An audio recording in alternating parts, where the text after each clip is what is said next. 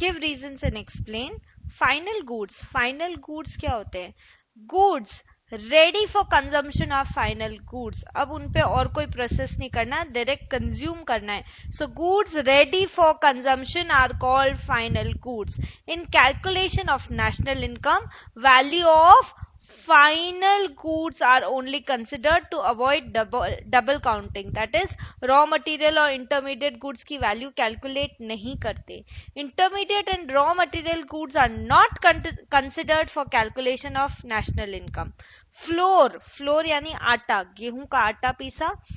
flour turned into bread is final product. Bread हम खाते हैं तो ब्रेड हमारे लिए फाइनल प्रोडक्ट है.